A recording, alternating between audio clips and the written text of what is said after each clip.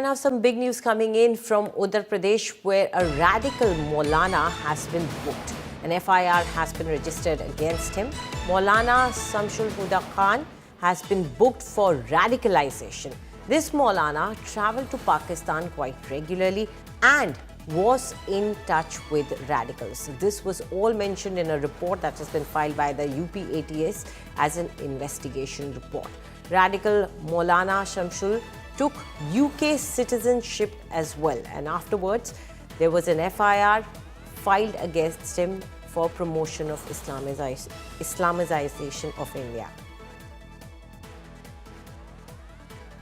And joining us right now is Santosh Sharma. Santosh, आपसे जानना चाहेंगे कि इस मौलाना के खिलाफ क्या आरोप लगाए गए हैं और क्या कार्रवाई की जा रही है? देखिए, मौलाना शमसुल हुदा है। ये शमसुल हुदा बीते 3 सालों से तो हिंदुस्तान नहीं आया, लेकिन इसने लंदन की नागरिकता ले ली है और वहां से बैठ करके संत कबीर नगर आजमगढ़ में मदरसे चला रहा था, एक रजा फाउंडेशन एनजीओ चला रहा था। और सबसे बड़ी बात कि मदरसे और इस एनजीओ के लिए फॉरेन फंडिंग इकट्ठा कर रहा था।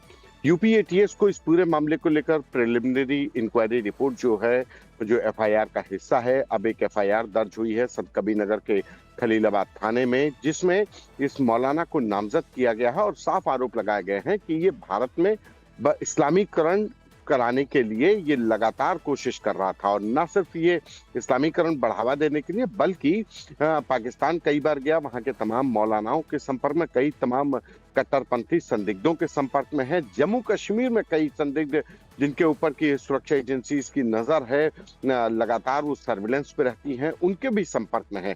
तो इसकी गतिविधियां संदिग्ध हैं, जो मूवमेंट्स हैं, जो इसका लेन देन है, जो फॉरेन फंडिंग है, वो तमाम चीजें अब जांच के दायरे में है।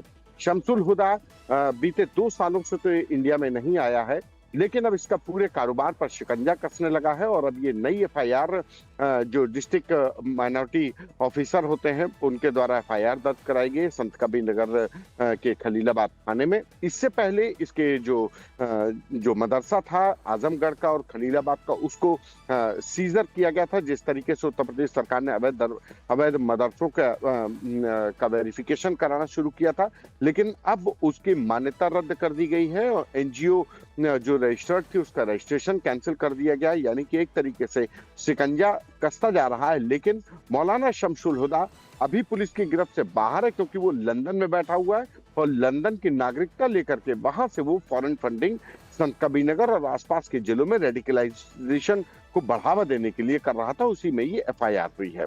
जी Anjali. Right. Thank you very much, Santosh, for all those details. So this Maulana finally is facing an FIR in action from the UPATS report has been filed afterwards.